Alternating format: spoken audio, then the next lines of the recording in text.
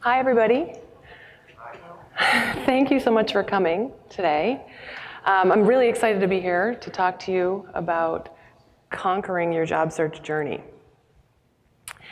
My name is Elizabeth Gross, and I own a company called Job Search Divas. And Job Search Divas helps people manage all the tools they need around having an effective job search. So resume writing, LinkedIn profile development, job search strategy, networking tips, interview rehearsal, all of the things that you need to have an effective job search. So that's why I'm here to talk to you about conquering that job search. So I'm going to take you through what we're going to look at today. Where do you start? You're thinking about a job search. It feels very daunting and overwhelming. Why you need a killer resume. Why that's important. Making your social media profile rock. Owning your strategy. What's your plan? How are you going to execute on this and make it happen? Getting out there, networking. How do you get that process going? When things start to suck, what do you do? There's a lot of emotional ups and downs when you're on a job search. And then I'm going to walk you through the steps that you need to conquer your job search journey. And we're going to have plenty of time at the end for questions, so I hope you'll stick around for that. And then if you have tips of your own that you'd like to share with the group, we'd love to hear those too. So let me ask you a question. Who here wishes they were more appreciated at work? Right? Who wishes their boss really thought that the work that they were doing is wonderful? Who wants a better salary? Right? Who wants to find their dream job? Me too. I may have found it. So we all search for different reasons. We want to better our career. We want to make sure we have the right kind of salary. We want to move ourselves forward and challenge ourselves. Many different reasons that we all go out and start looking for a job. Or maybe you're someone that's gotten caught up in one of the latest corporate downsizing, and there's a sense of urgency around finding your next job. Whatever the case, you've got to kick this search off and get going. Where do you start? It feels so overwhelming. Maybe you're working full time and you don't have time to do this, or you've got a busy life outside of work, and it just feels like it's too big of a job to do, to search for a new job. But it can be manageable, and the best thing you can do is break it up into steps. So instead of, oh my God, I can't do it, go back to my desk and sit there at the job that we're all not happy at, we're going to get started. So we're going to start with the most important step. You need a killer resume. So a resume is still important in today's very, very competitive job search market. Why? It's your professional calling card. It's a concise summary of your career. It's the thing that in today's social media focused world, you still need a resume to actually apply for a job. That still has to happen. Even if you're networking or you're talking to people that want to introduce you to somebody else, they're going to want to send your resume along as way of introduction. So you still need that solid resume. And it's the most important thing to starting a successful job search. A strong resume, which is essential, balances content and formatting to present your experience in an impactful and scannable way. And I'm going to show you a couple examples about how to make this happen. So we're going to look at a couple best practices, okay? This resume here would be what I would call a good resume in terms of format and layout. It's clean and concise. It's not heavy with different font sizes and colors and different types of fonts. It's very clean. It's easy on the eye. It's also very, there's breathable room here. You can absorb the information as you're reading down. It gives your eyes some areas to pause. Again, scannable. You want to keep it clean and concise. A number of reasons for this. People today, when looking for jobs, we all know, like we can go on Indeed or we can go on Monster.com. There's tons of ways for us to apply for jobs. And that means that the job postings that are out there are getting lots and lots of responses. And no one wants to read a resume that's hard to understand, or that the information is cluttered or too densely packed with information. So you want to make sure you keep it clean, keep it concise. Choose a font that's easy to read, both on screen and on paper. This one uses Calibri. It's kind of a more contemporary font. It's very simple and straightforward. Cambria is another one that I use a lot. It's a little more traditional, it has the serif, but either of those look good on screen or on paper. Again, keeping it kind of manageable in terms of what the information looks like. So you want to make sure your format is scannable. Couple reasons. We all know nobody reads anymore, right? We all scroll on our phones, and we scroll through everything we're looking at work, and we scroll through the newspaper. So you want to make sure that your resume is something that someone can scan through and pick out the most impactful parts of your experience. They can get the story without reading every single word. The best way to do that is to keep it clean. And then you don't want to overdo it. No matter how much experience you have or where you are in your career, 2 pages is the maximum, no longer. And that can be really hard. If you've been working for a while, we all sort of have the tendency to kind of add our most recent job onto all of those other jobs that's on our resume, and then all of a sudden we're looking at this thing, and even our own eyes start to glaze over. Like, it just looks like a lot of information. So 2 pages is your maximum, and you might have to do some hard pruning to get there. But you can do it by picking out of your experience the most important things you would want a potential employer to know about you. So my pro tip here, proofread. Proofread. We talked earlier about how many job applications get lots of posting, how many job postings get a lot of applications. The fastest way to get yours thrown in the no bin is to have a typo, is to have a spelling error, or a grammatical mistake. And if you're not good at spelling or grammar, have somebody look at it who is. Have a friend or someone that you know is really good at it, because they'll pick those things out right away. It's got to be perfect. That makes it strong. So I want to show you a couple more best practices. And this is really focused on what I consider the most important real estate of your resume, which is the top 1/3. So why is the top 1/3 most important? Because, as we were just saying, nobody reads anymore. The likelihood that someone's going to read through every last detail of your resume is pretty slim. You want to bring all of the important information right up to the forefront, right up to that top 1/3. And so if someone only reads this section of your resume, they should get the general idea. I understand who this person is. I understand what their skills are, what their experience is, what kind of worker they would be. And I understand what I would get if I hired them. So the top 1/3 is your most valuable real estate. And here's what that has to include. An impactful header. You see at the top, Patricia Foster, her geographic area, Boston, Massachusetts, which is where I'm from, so conveniently. Contact email, phone number, LinkedIn URL. And maybe you might also have a portfolio website or something else that you would want to have here that would build out your contact information. But this is the best, most concise, and impactful information. What's not up here? Your street address. That's not common practice anymore to include your street address for privacy reasons. Your resume's out there online. Do we really want people knowing exactly where we live? Plus, no one's sending you a letter, so you don't need to worry about that. Just have your geographic area, because you do want to show up in a geographic search. So that's why that's important. And then your phone number. You don't need to tell people it's your cell phone or your home phone. Whatever that number is the number you want people to reach you on. So it's your primary number. We don't have to clarify what it is. You don't need parentheses around your area code anymore. So this is sort of hearsay, but it's considered old school, right? We all have to dial all those numbers now. There's no not dialing that area code. So you don't need the parentheses, and that also helps keep it clean. And then you wouldn't put this in your header, but it goes without saying, you also don't need the words references available upon request.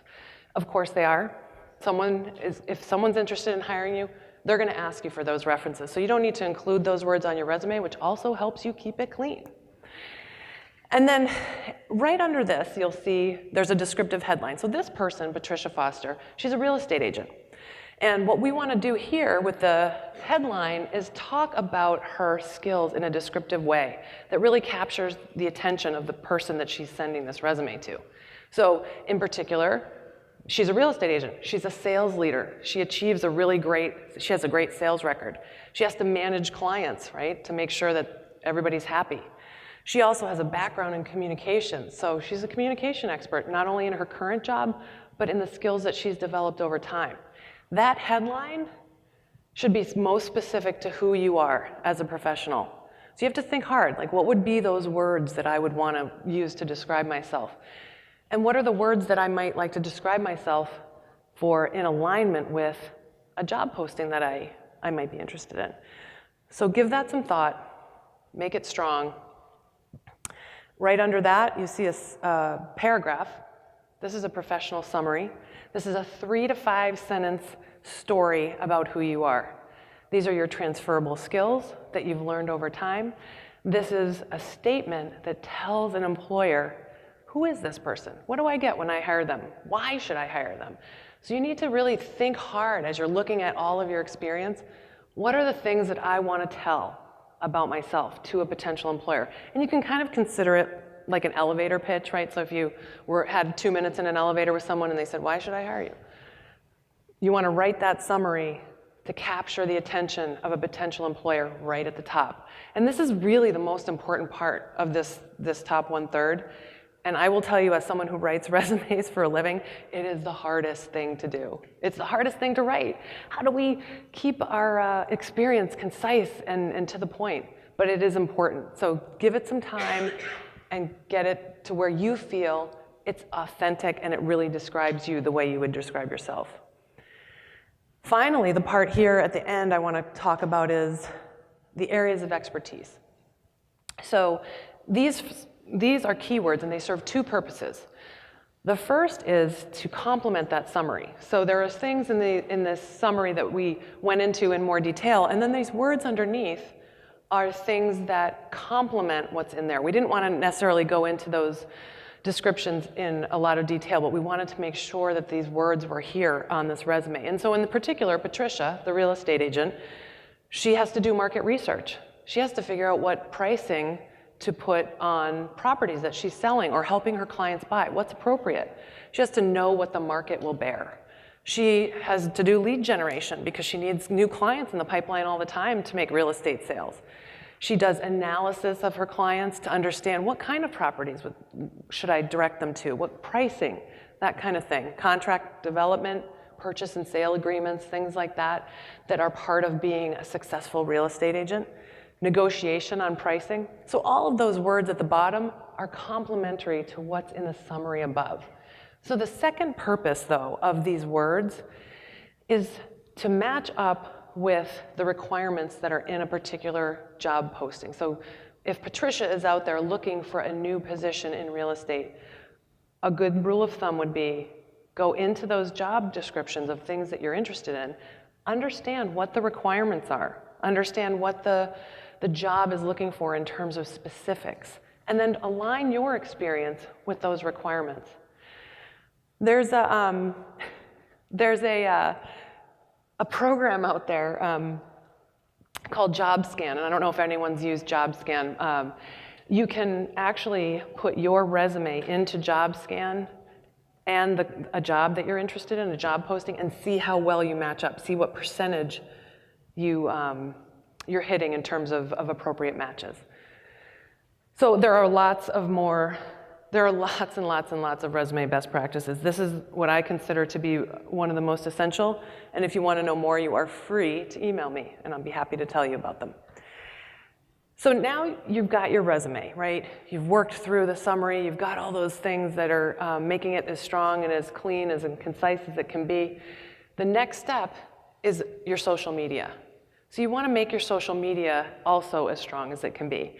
And you may be on Facebook and you might be on Twitter and Instagram and LinkedIn and a number of different types of social media, but I'm gonna focus on LinkedIn here because for job searching, it really is the premier networking tool. So why is LinkedIn important? Because it allows you to network more effectively. It allows you to find connections and use them. You can do research and learn more about companies you might be interested in. So every business has a page on LinkedIn. So you can find out more. They usually talk about their company, maybe their mission statement. They even post jobs there. So you want to make sure that you're leveraging some of those aspects of LinkedIn. You can search jobs on LinkedIn. And what's even better these days is some of the job postings have an easy apply button. I don't know if you guys have seen that, where you can just hit the easy apply button. There goes your application. So easy. But the biggest reason that LinkedIn is important is over 90% of recruiters, and when I say recruiters, I'm talking about people searching for talent. So it could be HR people, could be hiring managers, could be recruiters, actual recruiters. Over 90% of these guys are using LinkedIn to vet candidates. So it's important to be there, right? You want to be found. If you're looking, you want to make sure you're being found on LinkedIn. So how do you do it? How do you make your social media profile rock? Well, there are some best practices that we want to use for LinkedIn also. And now that you've got your resume content all done, you want to mirror some of that information on LinkedIn. But because it's a social media platform, it allows us to be a little more personal. So you can add personality to your profile. You can build it out a little bit more in a way that maybe wouldn't be appropriate on your resume. Your resume tends to still be the more formal of the way you present yourself, where LinkedIn has the flexibility to allow you to be a little more personal. So for example, you can write your summary, that professional summary that you have on your resume, you can write that in first person. So instead of me, or on LinkedIn, you can say I, me. You can use those words. It's acceptable to do it that way. And that makes it less stuffy, less formal, more personal. You can also tell a story about yourself. Give it a little more interest. Add links to your work. Maybe an article you wrote, a presentation you gave, a website that you built. You can talk a little bit more about hobbies and passions that make up who you are as a professional. So my friend Amanda Healy is a LinkedIn evangelist, and she's a power user. And she has this great way of talking about LinkedIn and resume. She says the resume is what you do, LinkedIn is why you do it. So if you think about that while you're developing those two tools, it can help you figure out what the best way is to approach each one of them. I'm going to take you through a couple more best practices. So there I am. There's my header from LinkedIn. And so here's a couple things I want to point out. You want to make sure your profile's fully built out. Not having a built-out profile sends a signal that you're not really engaged in your job search.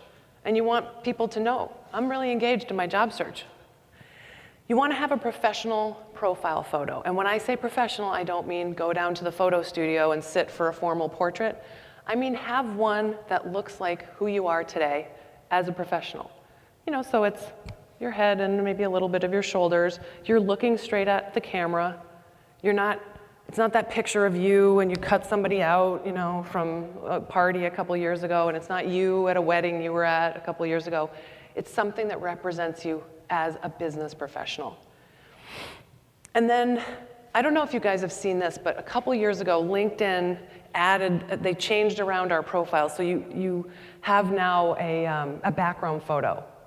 And if you don't have a personalized background photo there, they dump in this sort of generic, it's blue, it looks like a galaxy, it's a very generic background.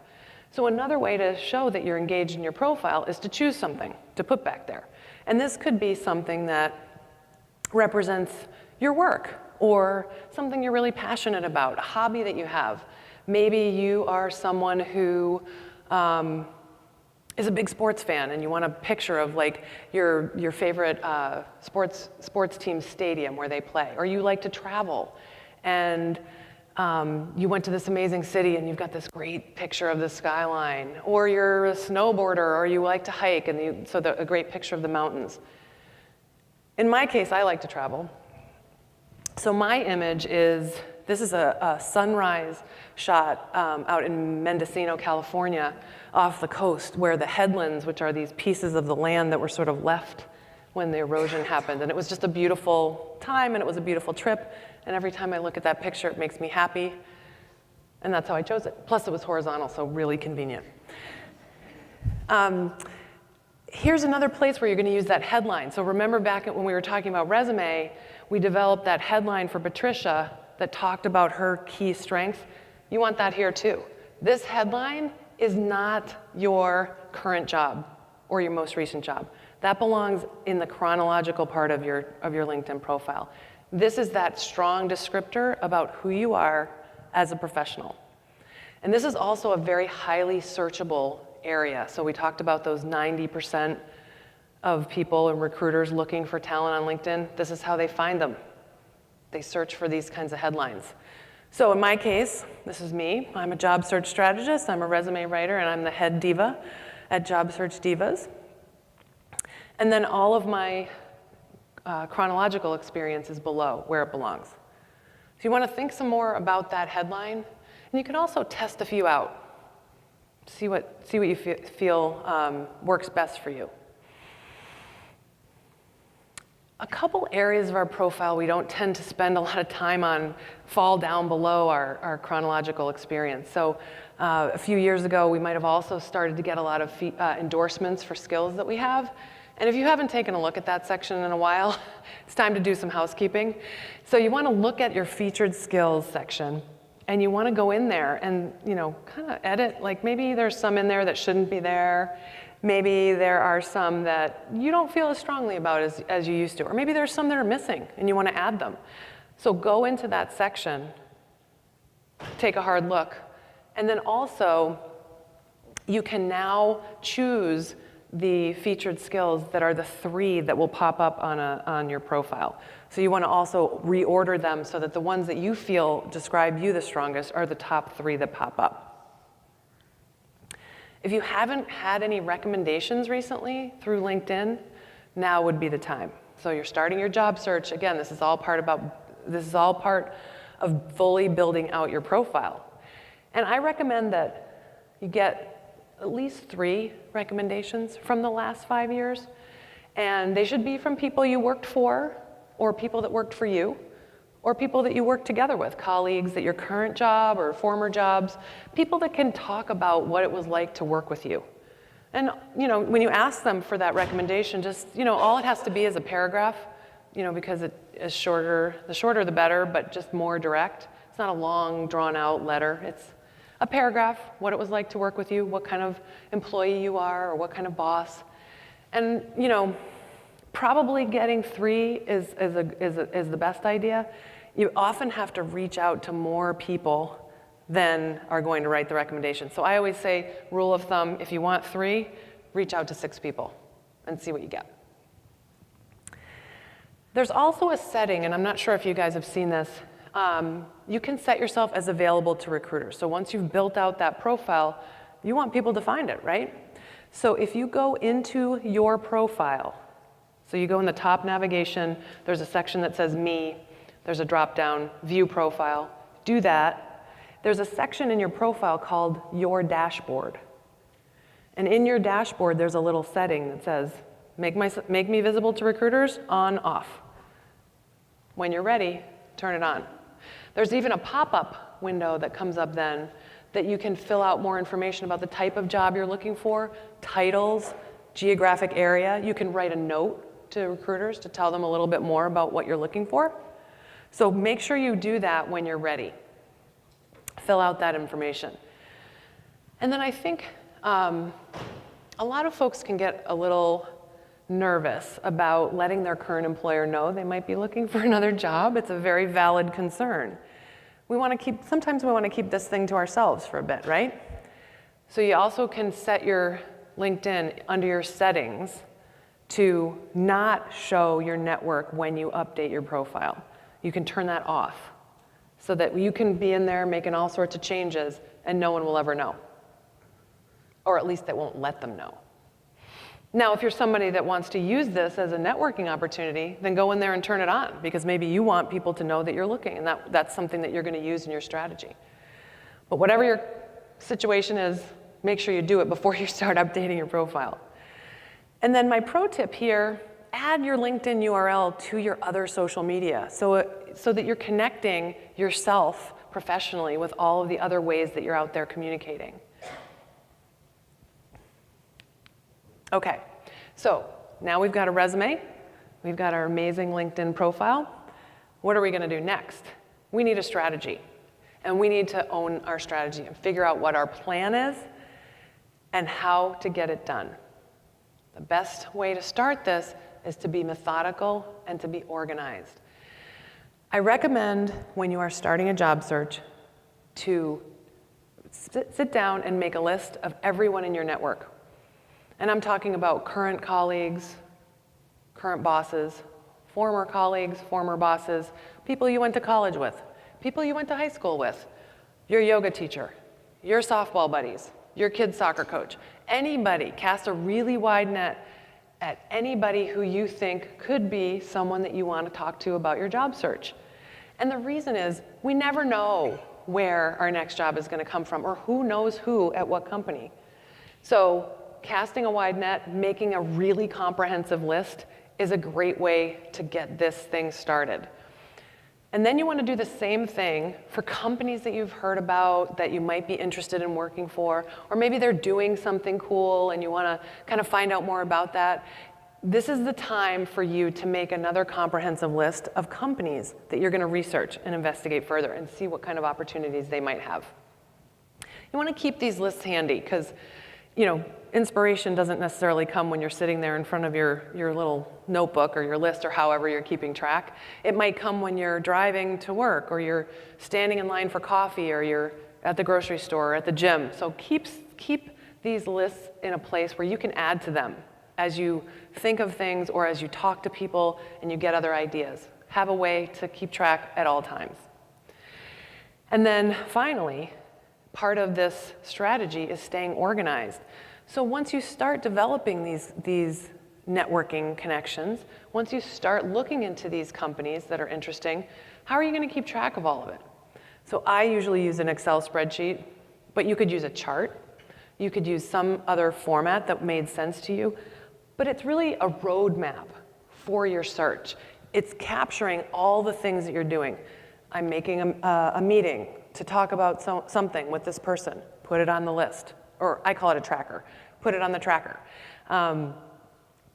You sent a resume to this company, to this job posting. You connected with someone on LinkedIn and you made a plan to follow up with them with a conversation. Put it all on this tracker because this is what's going to help you keep organized.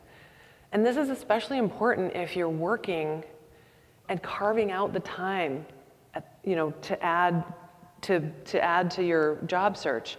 How are you going to reorient yourself when you come back to that job search after working all day? This is a great place to do it.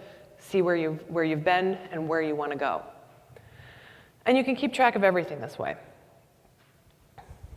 My pro tip here is when you're out there, at social engagements, maybe you're talking with friends at a bar or you're at a party, and people ask you, so what's going on with you? Tell them, I'm looking for a job. Here's what I'm doing. Here's what I'm interested in. Because again, you never know who's going to know who and where your next job is going to come from. So it's a good idea to get your word out there. But how will I find the time? I'm working full time. I have a busy social life. Or maybe you have family responsibilities. How will I find the time? It feels overwhelming. And this is, again, one of the things that I think keeps us from really kicking off that job search. I don't have time. You got to find the time, right? So we know that looking for a job can feel like a full-time job.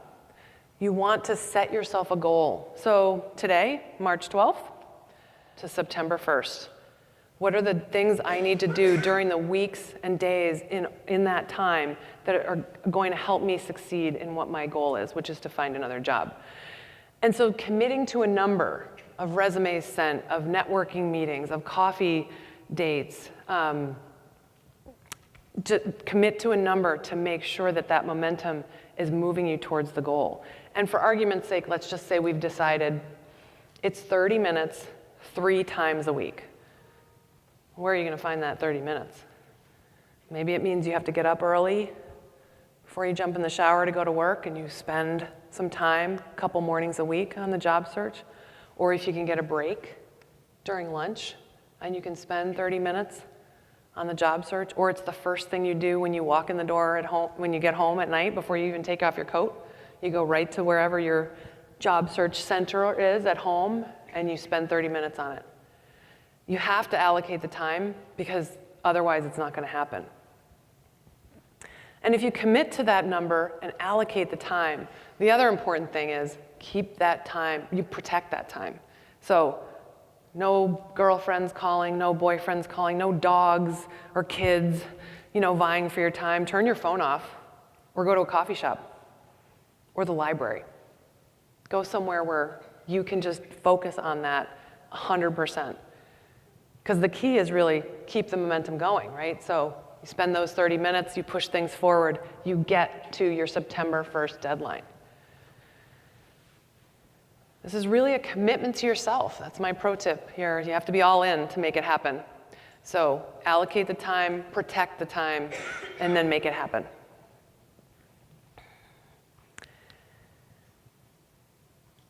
Once you've started making those efforts and keeping the momentum going and sending resumes and making connections, you got to get out there and do a little networking too.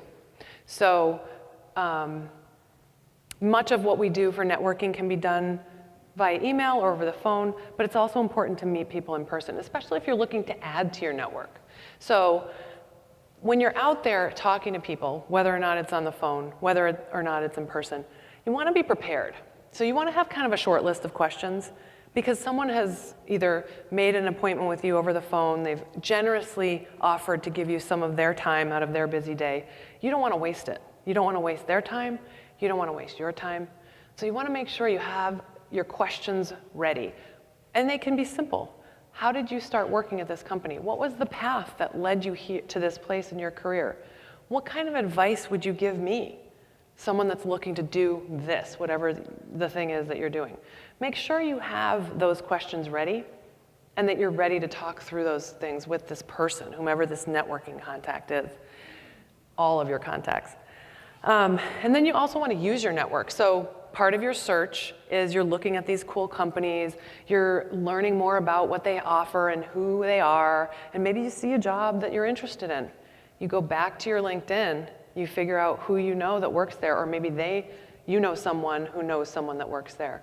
And you ask them, can you pass on my resume? Could you connect me with that hiring manager? I'd like to get more information about this job, and I think I might be somebody who would be a good candidate.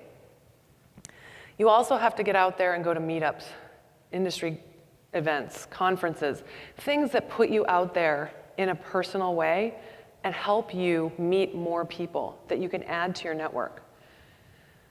It's not easy all the time. I think a lot of us, it's hard to talk to people that we don't know. But if you just, again, set yourself a goal and say, I'm going to go to this meetup, it's an industry meetup, I'm going to make it a goal to meet one person. And you bring your list of questions. What company do you work for? Do you like it? How did you get there? Those same sort of tried and true questions that you have for all of your other networking meetings. And if that goes well and you meet one person, maybe meet two. So you got to get out there, put yourself out there. It's not always easy. And then you want to add recruiters. I want to talk about recruiters for a second. Okay, so when I'm talking about recruiters in this context, adding recruiters to your network, I'm talking about recruiters that either are hired by a company, they work at a company to find talent, or that company hires an independent recruiter to help them fill jobs that they have. I'm not talking about recruiters that are paid to place candidates, by candidates. I'm not talking about that kind of recruiter. So recruiters are often people that have a great network in the town or the city where they work in. And if you can get some folks who do that to be part of your network, it's great because now you're doing outreach, and then you have someone else who's working on your behalf as well. And again, in the spirit of we're not necessarily 100% sure where our next job is going to come from, why not have some other people working on your behalf? And if you're not sure, you don't have any recruiter contacts, maybe you ask some friends or ask some colleagues. Do you guys work with any recruiters? Find out other people in your industry or the industry you want to be in. Talk to them and see if they know anybody.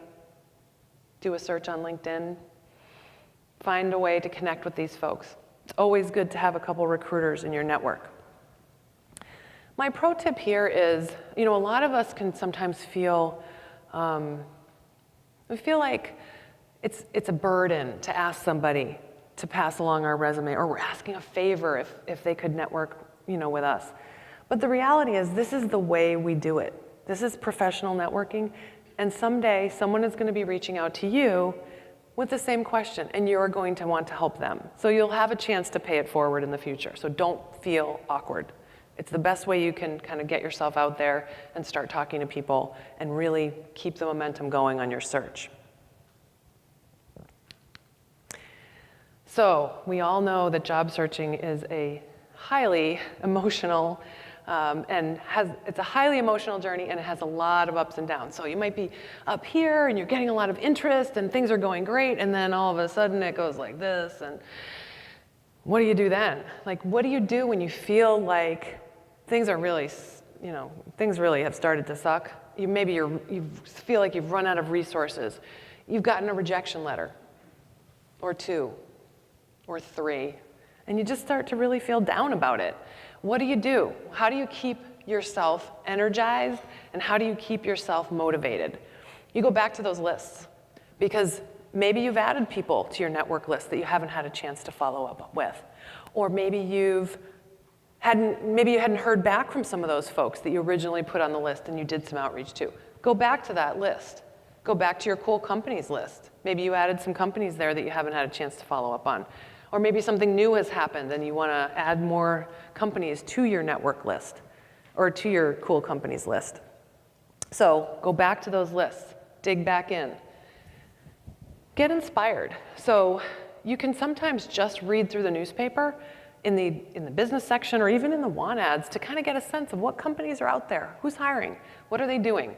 Get yourself some inspiration outside of where you would normally look. And I mentioned before, I'm from Boston. So in Boston, we have an organization called the Boston Business Journal. And the Business Journal is a publication that's in many, many cities across the country. In Boston, they provide a list once a year. It's called the Boston Business Journal Book of Lists. And it's a comprehensive listing of every company in Eastern Massachusetts. And they slice and dice it by size of company, revenue, number of employees, the type of business. And just flipping through that reminds you of companies that you didn't even know existed, or that you knew they existed, but you weren't even clear that they were in Boston. So it's a great resource to help get more inspiration. And if some of these things can have a subscription, and if you don't want to pay for that, the libraries often carry these types of business listings. Another good reason to stop there for your 30-minute slot. The other part about job searching sort of being difficult is it can be a lonely endeavor. You kind of feel like, I'm on an island here. I'm working all day, and then I've got to push this other thing that I'm doing, and it can get sort of isolating. So I recommend getting a team, a job search team. And maybe it's people that you know from other areas of your life that are also looking, maybe other people who are not necessarily folks you work with, but get some folks together who are doing the same thing. And sit down or talk over the phone and brainstorm ideas for each other. You don't even have to be in the same industry. You don't even have to be the same age range. Getting different perspectives and having people that are helping you work together can be really invigorating. And it can help move those things forward when things start to suck. You want to reward yourself for small wins. So if you sent out 15 resumes last week, you did good. Don't forget to tell yourself that. Of course, you put it all on your tracker so you can refer back to it and really see how much momentum you've got. But If you've done something that has pushed your job search forward, reward yourself for it. Don't just say, oh, now I've got to go on to the next thing. Make sure you are giving yourself a reward for small wins. And then repeat. Go right back to the top. Keep going after those lists. Keep going to get inspired. Go back to your team. Do it over again. I think that, my pro tip here, so I think that it can be tiring and you need to take a break sometimes. So if you are just at the end of your rope and you think, oh my gosh, I can't do this anymore, give yourself a break when you need it. If you need to take a couple days off or a week, use it to recharge and then say to yourself, I'm gonna get back into this next week when I have more energy. I'm gonna come back to it 100%, but I need a break right now because I'm not getting anywhere. So take that break. Okay, so I want to leave you guys with a list of to-dos for yourself. So if you want to conquer your job search journey, this is the list that I want you to take with you. I want you to leave here and go home right away. No, and update your resume. Make sure your resume is strong and impactful. Make sure your social media profile is as strong as it can be. Build out your LinkedIn. Make sure you've got all those sections that we talked about. Outline your plan. That's your strategy for how this is going to happen. You want to make your lists, set a goal, track all your activity. Be very organized about how you're approaching this. Start your networking, setting up coffee meetings, phone conversations. Get that ball rolling so you can start to do some outreach and start talking to people and get some energy behind what you're doing. Develop those relationships with recruiters. See if you can find some in your area. And finally, stay positive. All of your hard work is going to pay off. Thank you. Thank you for coming.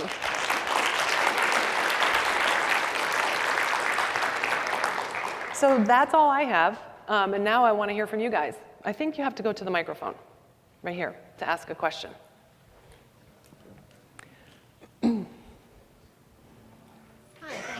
Hi.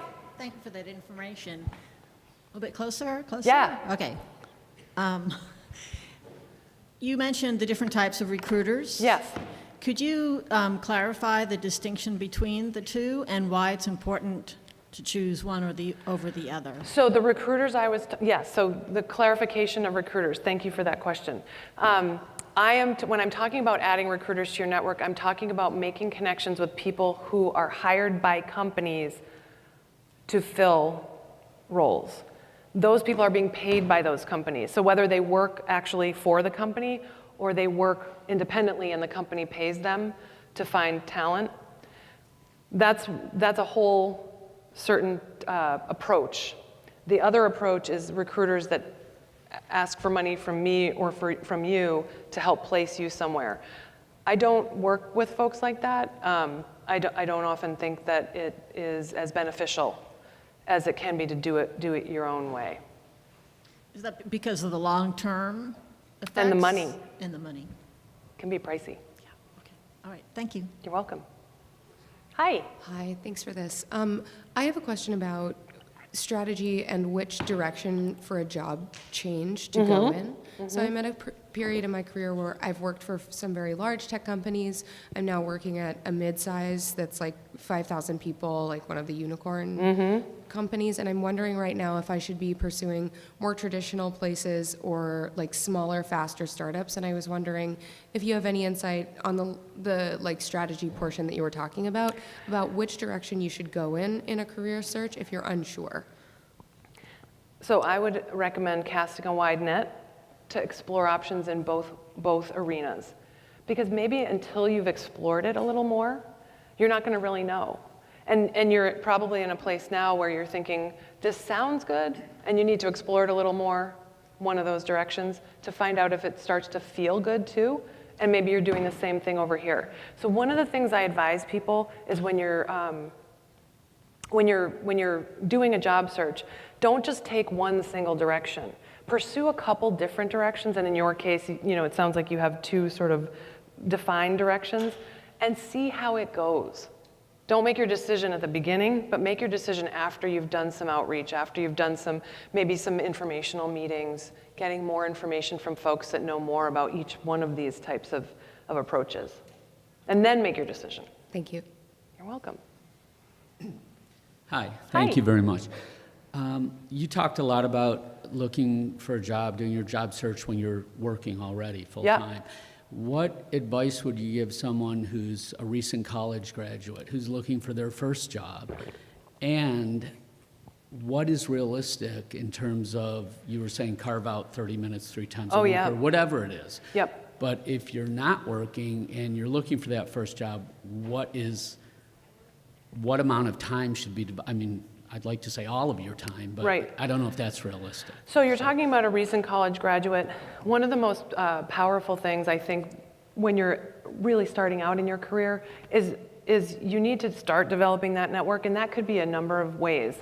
The alumni group from your school is a great way to start that network, because these are all people who are like-minded and have come through the same experience you have, and maybe some of them are already working, or maybe some of them are a bit older. So definitely the alumni connections that the school would offer.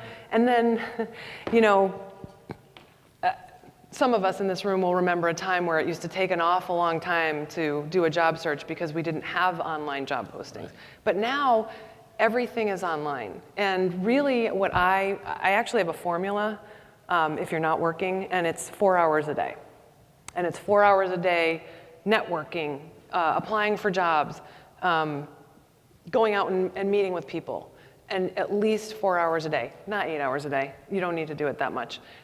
You'll be spinning your wheels. Yeah. But you know, if that way also it allows you to have a plan. What am I doing Monday for my 4 hours? What am I doing Tuesday? And maybe some of that 4 hours is I have an informational interview, or I have a real interview. You know, some of that stuff that you have to prepare for during that 4-hour period. Okay, thank you. You're welcome. Hi. Hi.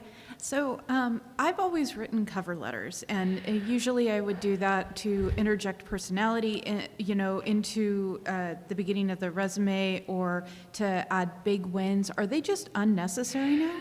Oh, the cover letter. The bane of every job seeker's existence, right? You're filling out like an application online, and then it says, must have a cover letter. No, now I have to sit here for an hour and think about what to write, right? So your question is great. A lot of companies don't want cover letters anymore. The easy apply on LinkedIn, that's your profile, no cover letter. However, when they want one, they want one. And and sometimes it won't allow you to continue with the application unless you have one. So what I recommend doing is this. Get a template. So sit down one day and write a cover letter, not long, just maybe 2 paragraphs or 3 tops, that really outlines, like you were saying, an engaging way to present your strengths. It's not regurgitating what's on your resume. It's talking about the strengths that you have that are directly aligned with whatever this job, you know, maybe a particular job that you're interested in. And then interject the things that are your strengths that fit what that job is. And then if you develop that template with maybe some parts that you can kind of swap in and swap out for whatever those qualities are, you can use that over and over again. But should I not include it then unless they specifically ask for it? I would include it. Can't hurt. If they say no cover letter, then don't include it, but Thank you. you're welcome. Hi. Hi. Hello. My question is, you were trying to reach out to a recruiter or someone that you think that will help you in your job Yeah. search, and you never hear back from them. So my question is, just like give up this person, move on, try to contact a new one, or can I like get in contact again, try another time? Both. Keep trying, but keep going and looking for other people. So one of the challenges that recruiters will have is that if they don't have a role for you, there's not as much incentive for them to spend time talking to you. But the minute they need you, they're going to be calling. So definitely make sure you've made the outreach. I wouldn't waste time if you start to feel like you're not getting a good response from this one. And I would look for some other folks as well. I work with 5 or 6 recruiters I've been in Boston for a while, so when I talk to recruiters, there's a group of them that I have sort of ongoing conversations with, and that's okay. Having more than one working on your behalf is fine. And try another time. So just like Yep. a couple of months, and then you Yeah, can try back. yeah, definitely. Persistence. That's the hard part too about all this, right? Even when we're networking, we may reach out to people and they might not get back to us the first time. You know, everybody's busy, so you have to be persistent. Okay, thank you. You're welcome. Hi, thank Hi. you for this. It was very, very well done. Oh, thank you. I have a couple LinkedIn questions. Yeah. So one, I pay for LinkedIn, so Yep. I want to explain to my wife why I do this. Premium. You got the premium subscription? Yeah, Yep. Yes. Okay. She asked. So do you think that's when you're doing a search, definitely do premium? I don't think definitely. I think it can be very useful. So I talk to a lot of people who do both. People that just go ahead with their standard subscription, and people that take heavy advantage of the features of premium. So I would say if you are taking heavy advantage of the premium features, then it's worth it. But if you're not, and you kind of just have it on there and it's not giving you... It goes in spurts. Right. Yeah. It goes in spurts. Yeah, that can be frustrating. And so does a job search, right? Right. So I think it's worth it if you are using those features. The other question with LinkedIn is, I'm approaching 50, and but I started late. I went to college at 30, so Yep. my career, if on paper, looks like I'm 30.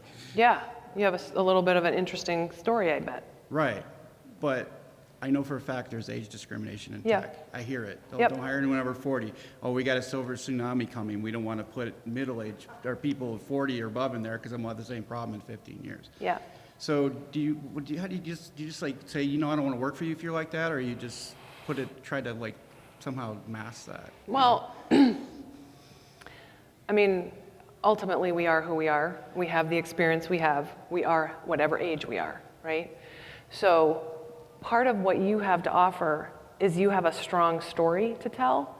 You have a great, maybe you, like you said, you went to school later in life.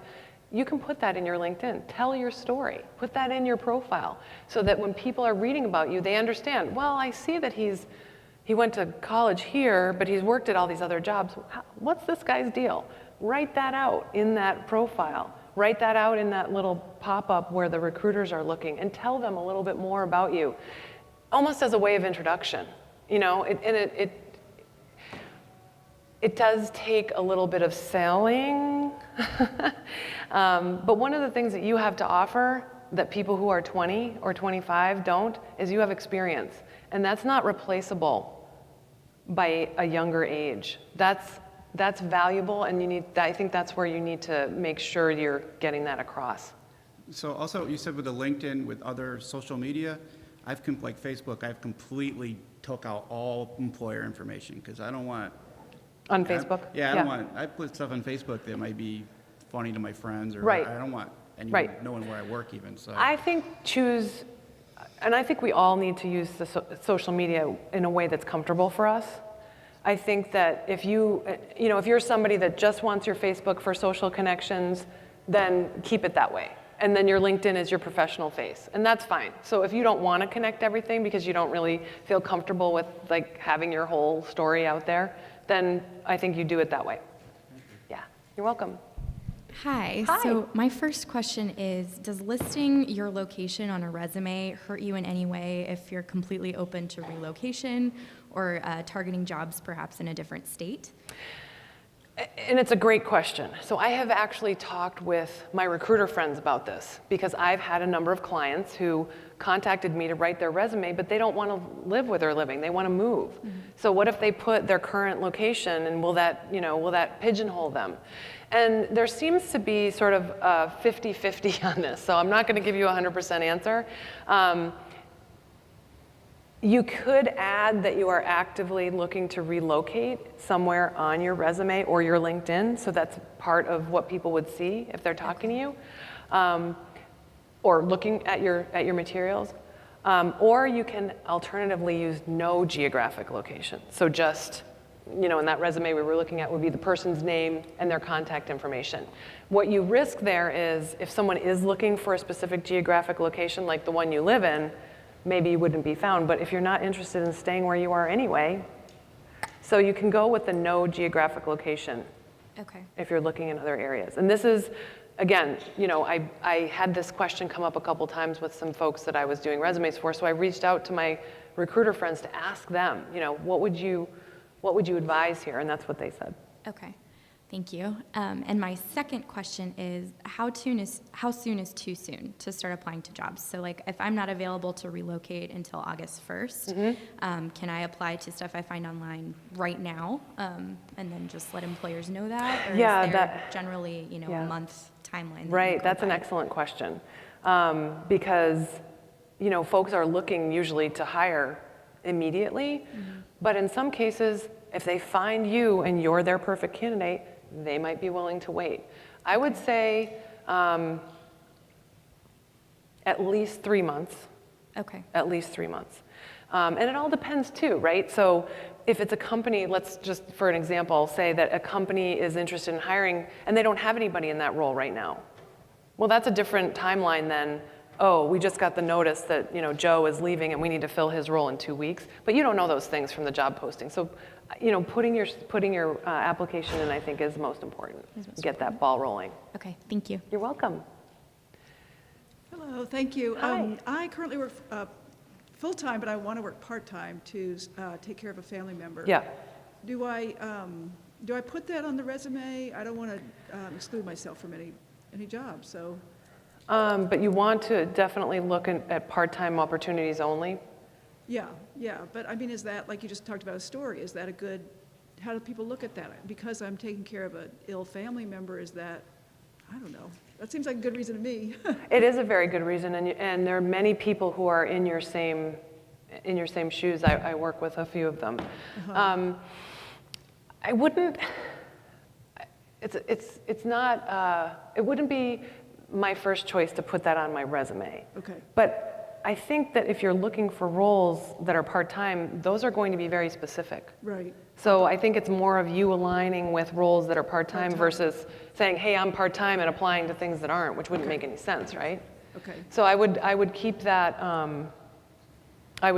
probably off the resume, but just try to focus on part-time roles. Okay. And then your experience stands for itself, right? You don't have to say anything. You actually don't have to say anything about what you're doing with the other part of your time. Okay. I would encourage you to actually keep that. That was my, yeah. Yeah. And at what point in an interview, if someone asks me, or you don't? Okay. They can't ask you, first of all, by law. Okay. So keep that in mind. mind, But also, you know, when someone says maybe in an interview situation, you know, tell me about yourself, answer that in a professional way, Okay. not in a personal way. Okay. You know, I'm interested in part-time work because I'm taking care of an ill family member. That's not really any of anybody's business right now. Okay. You know, maybe it's somebody's business after you start working there and you form a personal relationship, but it's not part of the interview. So if someone asked me, why do you want to work part-time, then I just focus mainly on my skills and kind of. That's right. Okay. That's right. Thank you, that's very helpful. Thank Okay, you. you're welcome. I want to check with my sound people over here on the time. How are we doing? 2 minutes. Okay, 1 minute for each of you guys. Okay, I have a quick tip and a question. Yeah. The first tip is like for everybody, always be valuable to your network.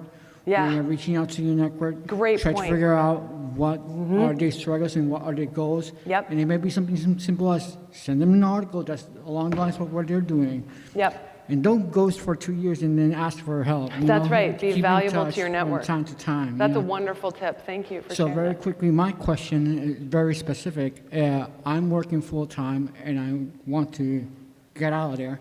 So when I started to schedule interviews, how can I go discreetly about it? Because there's only so many dentist appointments that I can go. Yeah, you can only have so much dental work. You're right. I'm assuming that some of those interviews would be phone. So private time during the workday, lunch, somewhere private, either outside the office, in your car. I can't tell you how many interviews I've taken from my car. Before work, after work, a lot of companies, you know, if you make it clear and your daytime is pretty tight, maybe because you're working at a job that's pretty intense, they will often accommodate you outside of those days, that, you know, 9 to 5. Like they might say, well, can you get here at 5:30, you know, and do it right after work, or get here at 8, you know, and you'll be on your way by 8:45. So Thank you. you're welcome. Okay, here's my last one. I'll try to be really quick, and Okay. I don't think that this applies to many people. I have dual citizenship, and so kind of riffing on the idea of moving. Yeah. Anything about internationally, like looking for work internationally? Well, here's my one big tip. LinkedIn. Yeah. It's everywhere. Yep. And so use it as you would use it here, wherever else you're looking. Okay, thanks. You're welcome. Thank you, everybody.